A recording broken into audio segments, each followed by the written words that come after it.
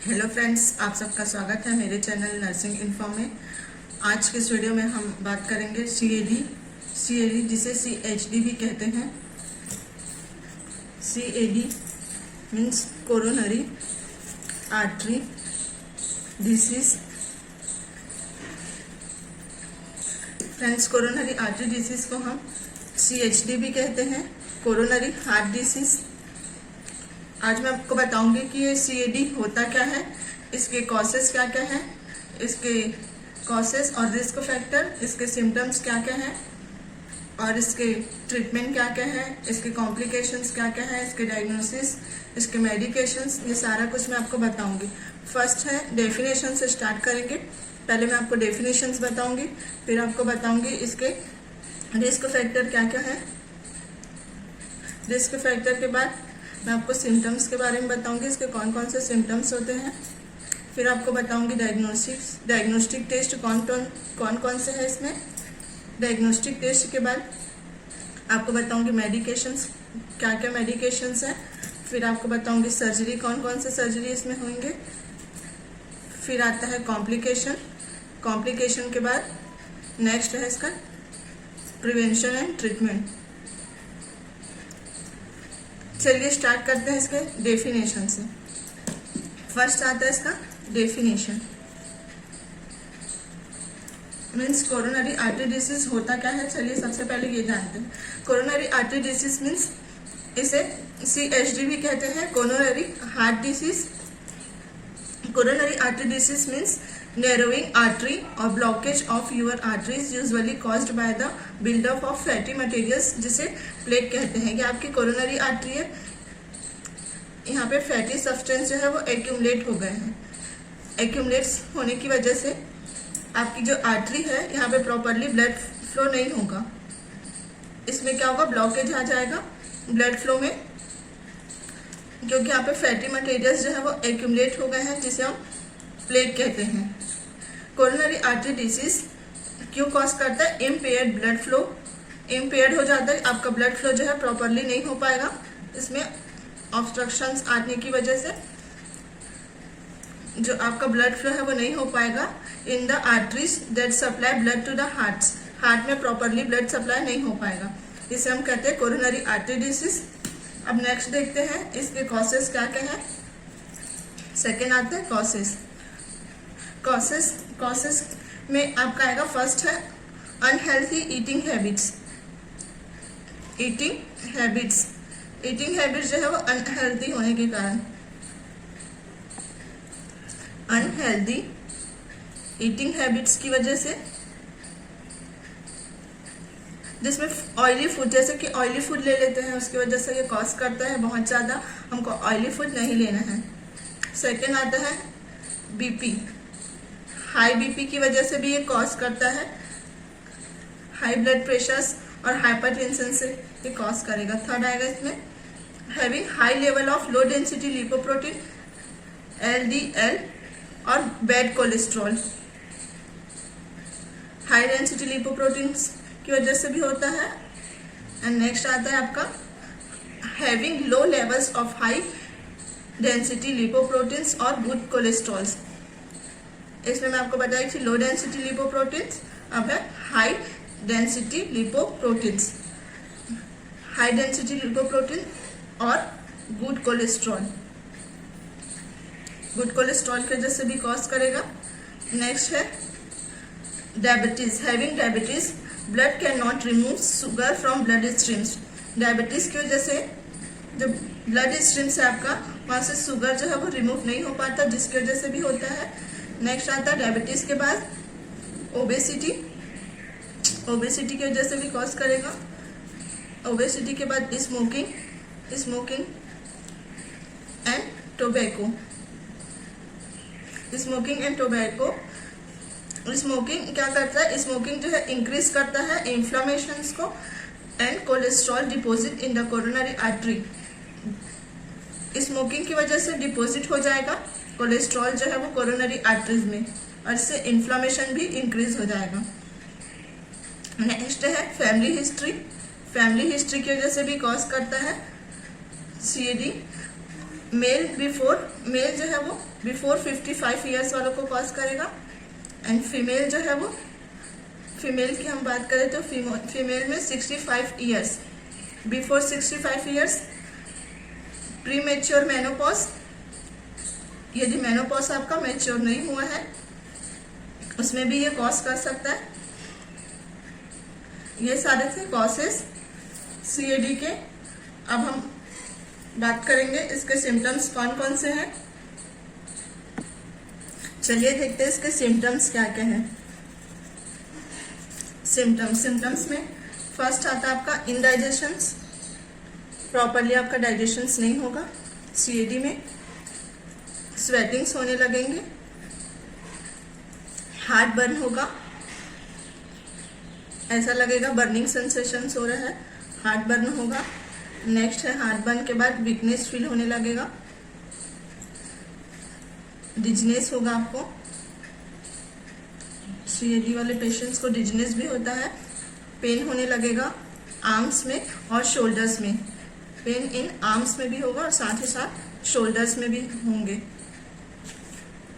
Shortness of breathing properly नहीं हो पाएगा, शॉर्टनेस ऑफ ब्रीथ होगा, बैक पेन होने लगेंगे।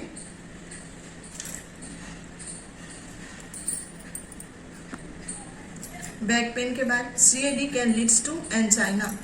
आपने एंजाइना सुना होगा। एंजाइना होता क्या है? Angina means chest pain, chest pain होगा। सीएडी जो है वो लीड करता है चेस्ट पेन को। फीलिंग्स क्या क्या फील होने लगेगा आपको चेस्ट पेन की वजह से, जैसे कि स्क्वीजिंग होगा और हैवीनेस होगा, स्क्वीजिंग, हैवीनेस और टाइटनेस फील होगा, टाइटनिंग्स होगा और एकिंग होगा साथ ही साथ। ये सारे फीलिंग्स आपको हो सकते हैं जब आपको एंजाइना होता है, तो स्क्वीजिंग, हैवीनेस, टाइटनेस और एचिंग्स। अब नेक्स्ट देखते हैं डायग्नोस्टिक्स, क्या क्या डायग्नोस्टिक टेस्ट होते हैं सीएडी में। डायग्नोस्टिक टेस्ट में फर्स्ट आता है आपका ईसीजी, जिसे आप सीएडी में करते हैं टेस्ट। ECG means इलेक्ट्रोकार्डियोग्राम्स। इसमें क्या होता है, रिकॉर्ड्स करते हैं जो भी इलेक्ट्रिकल एक्टिविटीज है, रिदम्स की, ऑफ हार्ट की, उसे रिकॉर्ड किया जाता है ईसीजी में। सेकेंड आता है आपका ईसीजी के बाद हॉल्टर मॉनिटर्स। हॉल्टर मॉनिटर्स क्या होता है? ये एक पोर्टेबल डिवाइस होता है। इस डिवाइस में क्या करते हैं, persons wear under their clothes और फॉर 2 days और मोर्स रिकॉर्ड्स ऑल एक्टिविटीज। 2-3 दिन तक के ये हॉल्टर मॉनिटर्स करते हैं, इसे क्लॉथ्स के अंदर रख कर 3-4 दिन तक के भी रखते हैं। इससे सारी एक्टिविटीज है, ऑल एक्टिविटीज ऑफ हार्ट्स की, इसमें हार्ट बीट्स भी इंक्लूड होता है, इससे मॉनिटर करते हैं हॉल्टर मॉनिटर से। नेक्स्ट आता है इसके बाद हॉल्टर मॉनिटर्स के बाद इकोकार्डियोग्राम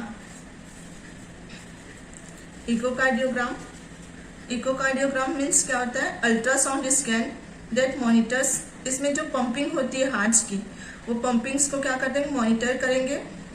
इसमें आपको वेव्स और प्रोवाइड होगा, वेव्स होंगे, साउंड्स यूजेस करेंगे टू प्रोवाइड्स अ वीडियो और इमेज। आपको वीडियो भी दिखाई देगा और इमेज भी दिखाई देंगे इकोकार्डियोग्राम्स में। नेक्स्ट आता है आपका इकोकार्डियोग्राम के बाद स्ट्रेस टेस्ट में क्या होगा, यूज करेंगे ट्रेडमिल्स और मेडिकेशन दोनों ही यूज करेंगे। दैट स्ट्रेसेस को हार्ट जो है वो ऑर्डर करेगा to test how its functions when a person is active. ये टेस्ट में ट्रेडमिल्स यूज करते हैं, मेडिकेशंस जो हार्ट जो है वो फंक्शंस करेगा तो पर्सन जो है वो एक्टिव होने लगेगा। नेक्स्ट आता है इसमें फिफ्थ है सीटी स्कैन। इसमें डॉक्टर जो है विजुअलाइज करते हैं आर्टरी को, डिटेक्ट करेंगे calcium with fatty deposits and characteristics any heart anomalies. CT scan में कैल्शियम जो है वो क्या होगा, कैल्शियम जो है वो आर्टरीज में डिटेक्ट करेंगे कैल्शियम्स को विथ फैटी डिपॉजिट्स को, एंड साथ ही साथ उसके कैरेक्टरिस्टिक्स को, हार्ट में एनोमलीज है वो सारी चीज़ों को देखते हैं। डॉक्टर यह आर्टरी को विजुअलाइज करते हैं जिसमें डिटेक्ट करेंगे कैल्शियम्स को, फैटी डिपॉजिट्स को और कैरेक्टरिस्टिक्स को। ये सीटी स्कैन में करते हैं। नेक्स्ट आता है आपका सीटी स्कैन के बाद 6 है न्यूक्लियर वेंट्रिकुलोग्राफी। न्यूक्लियर वेंट्रिकुलोग्राफी, अब देखते हैं न्यूक्लियर वेंट्रिकुलोग्राफी क्या है। Uses trace radio active material use करते हैं to creates image of the heart chambers. इसमें रेडियो एक्टिव मटेरियल्स यूज करते हैं और आपको इसमें इमेज दिखाई देगा हार्ट के चैम्बर में। डॉक्टर जो है वो क्या करेंगे, इंजेक्ट करते हैं ट्रेस को इनटू द वेन्स में, और ट्रेस जो है वो क्या करेगा, then attacks to red blood cells, जो है रेड ब्लड सेल्स के थ्रू वो पास होगा ऑफ द हार्ट्स में पास होगा, और स्पेशल कैमरास होंगे, स्कैनर्स होंगे, ट्रेस और मूवमेंट्स होंगे ऑफ द ट्रेजर्स के मूवमेंट्स होंगे। साथ ही साथ स्पेशल कैमरा भी इंसर्ट होता है, इसमें कैमरास होंगे, स्कैनर्स होंगे जो ट्रेस को क्या कर रहे हैं, मूवमेंट्स होता है आपका ट्रेस के, मूवमेंट्स ऑफ द ट्रेजर्स। ये था आपका न्यूक्लियर वेंट्रिकुलोग्राफी। नेक्स्ट देखते हैं न्यूक्लियर वेंट्रिकुलोग्राफी के बाद क्या। नेक्स्ट है आपका BT means blood test. Blood test जो है इसमें मेजर्स करते हैं ब्लड कोलेस्ट्रॉल लेवल्स को। नेक्स्ट आता है बीटी के बाद मेडिकेशंस। अब मैं आपको बताऊंगी कौन कौन से मेडिकेशन जो है वो यूज होते हैं सीएडी में, कोरोनरी आर्टरी डिसीज में। इसमें फर्स्ट आता है आपका बीटा ब्लॉकर। इसमें बीटा ब्लॉकर यूज होते हैं। बीटा ब्लॉकर, नाइट्रोग्लिसरिन्स भी, और एसी इनहिबिटर और कैल्शियम चैनल ब्लॉकर। फर्स्ट आएगा बीटा ब्लॉकर। बीटा ब्लॉकर जो है वो क्या करता है, इसका मैं आपको एक्शंस बताऊंगी। बीटा ब्लॉकर जो है वो क्या करेगा, रिड्यूस करेगा बीपी को, ब्लड प्रेशर्स को रिड्यूस करेगा एंड हार्ट रेट्स को, साथ ही साथ आपका हार्ट रेट्स को भी ये रिड्यूस करेगा। नेक्स्ट आता है इसमें बीटा ब्लॉकर के बाद नाइट्रोग्लिसरिन्स आपको स्प्रे और टैबलेट्स, पैच, ये सारे फॉर्म में आपको मिलेंगे। नाइट्रोग्लिसरिन्स का एक्शन जो है वो ये भी रिड्यूस करता है, रिड्यूस करेगा चेस्ट पेन को। नेक्स्ट आता है आपका नाइट्रोग्लिसरिन्स के बाद एसी इनहिबिटर, जिसे आप एंजियोटेंसिन कन्वर्टिंग एंजाइम्स के नाम से भी जानते हैं। इनहिबिटर्स, एंजियोटेंसिन कन्वर्टिंग एंजाइम्स, ये जो है हेल्प्स करेगा और स्लो करेगा, स्टॉप करेगा सीएडी के प्रोग्रेशंस को। Stop CAD, coronary artery disease को ये स्टॉप करता है।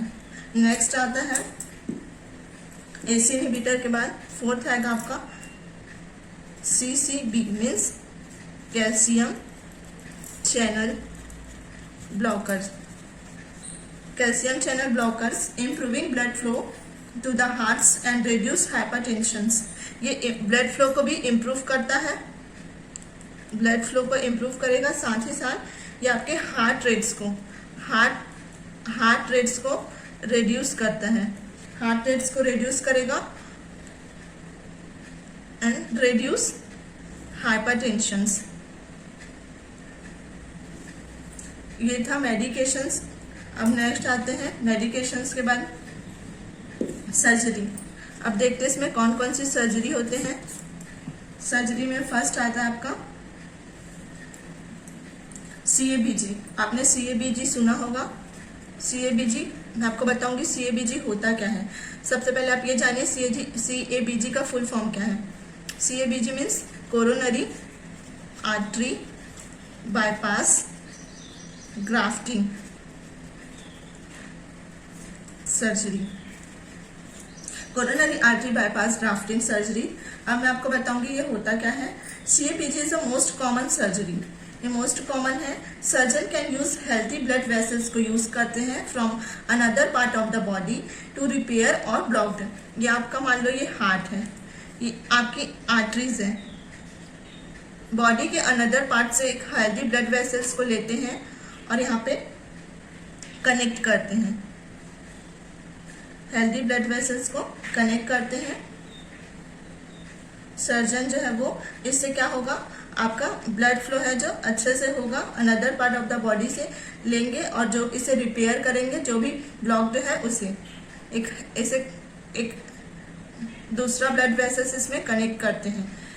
इसका मतलब ये है कि coronary artery bypass grafting means यहाँ पे ग्राफ्ट करते हैं, एक दूसरी आर्टरीज यहाँ पे प्रिपेयर करते हैं। नेक्स्ट है CABG के बाद आपका सेकेंड आता है coronary angiography. Coronary angiography, this is a procedure blocked और नैरो कोरोनरी आर्टरीज। जब आपकी कोरोनरी आर्टरी जो है वो ब्लॉक्ड हो जाती है, ये आपकी आर्टरीज है, यहाँ पे ब्लॉकेज हो गया है, प्लेक फॉर्मेशंस की वजह से ब्लॉक हो जाती है आर्टरीज जो है, तब combined with the insertion of stent, stent यहाँ पे इंसर्ट करते हैं, स्टेन को इंसर्ट करेंगे यहाँ पे। Stent which is a wire mesh tubes that allow easier blood flow, यहाँ पे स्टेन को इंसर्ट करते हैं जिससे आपका ब्लड फ्लो जो है वो इजिली हो सके। नेक्स्ट आता है इसमें थर्ड है वॉल्व रिप्लेसमेंट, वॉल्व रिप्लेसमेंट्स और इसे रिपेयर भी कहते हैं, वॉल्व रिप्लेसमेंट्स और रिपेयर। सर्जन्स कैन रिप्लेस और repairs a valve that is not functioning correctly. जब आपका वॉल्व जो है वो प्रॉपर फंक्शंस नहीं करता तब ये वॉल्व रिप्लेसमेंट्स सर्जरी करते हैं। वॉल्व जो है डेट नॉट फंक्शनिंग, यदि वो प्रॉपरली फंक्शंस नहीं करता तब हम वॉल्व रिप्लेसमेंट सर्जरी करेंगे। नेक्स्ट आता है आपका वॉल्व रिप्लेसमेंट्स के बाद फोर्थ है आपका repair surgery. Repair surgery, repair surgery means surgeons can repairs congenital heart defects, aneurysms and other problems. यदि बेबी को कंजेनाइटल हार्ट डिसीज है, कंजेनाइटल हार्ट डिफेक्ट है या एन्यूरिज्म्स है या कोई भी अदर प्रॉब्लम्स है हार्ट से रिलेटेड, तब ये सर्जरी करेंगे, रिपेयर सर्जरी। नेक्स्ट आएगा रिपेयर सर्जरी के बाद फिफ्थ है आपका device implantations. Device implantations, device implantations means होता क्या है, pace maker, balloon catheters and other device can help to regulate the heart beats and support blood flow. ये balloon है आपका, ये आपकी आर्टरीज है, तो इसमें क्या होगा, बलून कैथेटर्स, बलून कैथेटर्स जो है इसे आर्टरीज में इंसर्ट करेंगे। Pacemaker, balloon catheters and other device जो है वो हेल्प करेगा, ये क्या करता है, रेगुलेट्स करेगा हार्ट बीट्स को एंड सपोर्ट करेगा ताकि ब्लड फ्लो जो है वो आपका इजिली हो सके। ये ब्लॉकेज की वजह से आपका ब्लड फ्लो नहीं हो पा रहा है प्रॉपरली, तो ये ब्लड फ्लो को इंक्रीज करेगा। नेक्स्ट आता है आपका लेजर ट्रीटमेंट। लेजर ट्रीटमेंट्स, अब देखते हैं लेजर ट्रीटमेंट क्या होता है। Laser treatment means transmyocardial laser revascularization can not help to treats angina. Laser treatments means laser revascularization जो है वो हेल्प करेगा आपके एंजाइना को, मतलब चेस्ट पेन को ये ठीक करता है, लेजर ट्रीटमेंट से है। नेक्स्ट आता है लेजर ट्रीटमेंट्स के बाद आपका mesh surgery. Mesh surgery, mesh surgery होता क्या है, मैश सर्जरी सर्जन जो है कैन क्रिएट न्यू पैच, इसमें न्यू पैच, एक न्यू पैच जो है वो क्रिएट्स करते हैं। New patch for electrical signals, electrical signals जो है वो पास होंगे, यहाँ पे सिग्नल जो है वो पास होगा electrical signal through. This can help to treat atrial, ये एट्रियल फिब्रिलेशंस को भी ये ठीक करेगा। इसमें एक न्यू पैच जो है वो क्रिएट करेंगे जो क्या करता है इलेक्ट्रिकल सिग्नल्स को वो पास करेगा थ्रू, ये हेल्प करेगा एट्रियल फिब्रिलेशंस के ट्रीटमेंट में। नेक्स्ट आता है, ये था आपका सर्जरी। अब हम देखते हैं कॉम्प्लिकेशंस, क्या क्या कॉम्प्लिकेशंस हो सकते हैं। कॉम्प्लिकेशंस में फर्स्ट आता है हार्ट फेलियर। हार्ट फेलियर आपने सुना ही होगा। हार्ट फेलियर होता क्या है मैं आपको बताऊंगी। Heart failure means your heart is enables to pump enough blood flow to the rest of your body. Heart failure में पेशेंट्स जो है वो अनेबल हो जाएगा, वो पंपिंग नहीं कर पाएगा, जो इनफ जो ब्लड फ्लो है, ब्लड का जो फ्लो है वो प्रॉपरली नहीं हो पाएगा। ब्लड फ्लो जितना हमारी बॉडी को चाहिए उतना ब्लड फ्लो नहीं हो पाएगा to the rest of your body. जब बॉडी रेस्टिंग के टाइम भी ये प्रॉपरली ब्लड फ्लो नहीं हो पाएगा तब ये हार्ट फेलियर होता है। नेक्स्ट है हार्ट फेलियर के बाद एरिथमियास। एरिथमिया होता क्या है, your heart beats abnormally. Arrhythmia के कंडीशंस में आपका हार्ट बीट्स जो है वो एबनॉर्मल हो जाएगा, प्रॉपरली वर्क नहीं होगा, एबनॉर्मल हार्ट बीट्स आपको दिखाई देंगे। नेक्स्ट आता है एरिथमिया के बाद थर्ड है इस्चीमिया। आपने इस्चीमिया सुना होगा। Ischemia heart disease. Ischemic heart disease means your heart doesn't get enough oxygen. जितनी हमारे बॉडी को चाहिए उतनी ऑक्सीजन जो है वो हमें नहीं मिल पाएगा। जब इस्चीमिया के कंडीशंस में ऑक्सीजन जो है वो प्रॉपर O2 हमको नहीं मिल पाता, तब होता है इस्चीमिक हार्ट डिसीज। नेक्स्ट आएगा इस्चीमिया के बाद हार्ट अटैक्स। फोर्थ है heart attacks. Heart attacks means blood flow जो है हार्ट में इंटरप्टेड हो जाएगा, प्रॉपरली जो है वो ब्लड फ्लो नहीं हो पाएगा। प्रॉपर ब्लड फ्लो नहीं होने की वजह से हार्ट फेलियर होता है, इंटरप्टेड होगा। हार्ट मसल्स जो है वो डाई हो जाएंगे from lack of O2, oxygen की यहाँ पे कमी होगी, तब आपका हार्ट फेलियर होगा। हार्ट जो है वो ब्लड फ्लो जो है वो हार्ट में इंटरप्टेड होगा, हार्ट मसल्स की डाई हो जाएगी, लैक ऑफ O2 होगा, तब आपका हार्ट अटैक्स होगा। स्ट्रोक। नेक्स्ट है स्ट्रोक। स्ट्रोक होता क्या है, स्ट्रोक एंड सडन डेथ भी हो सकता है।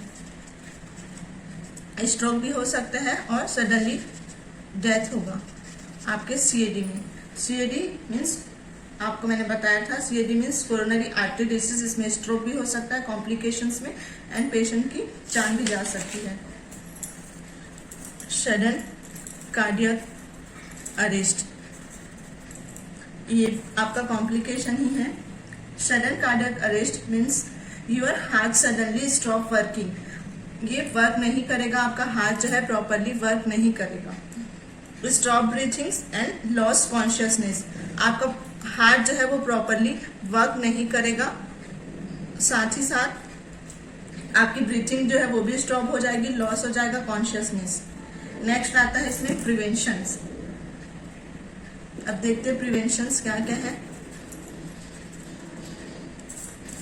प्रिवेंशन में फर्स्ट आता है आपका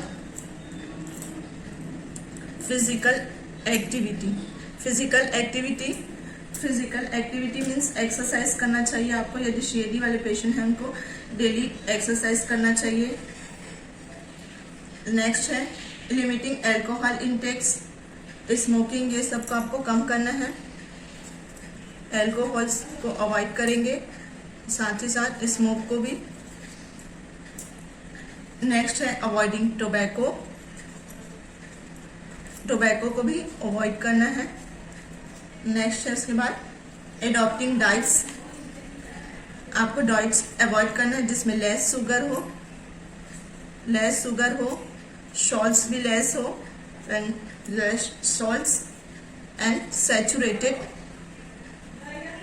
फैट्स, आपको सैचुरेटेड फैट्स लेने। ये सारे थे preventions.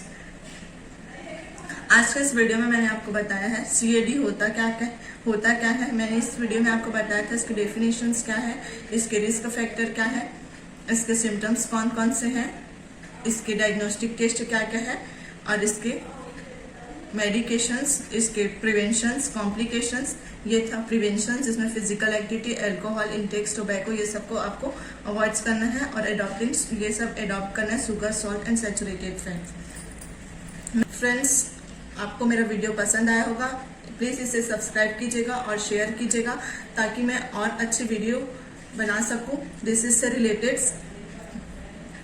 Thank you and all the best.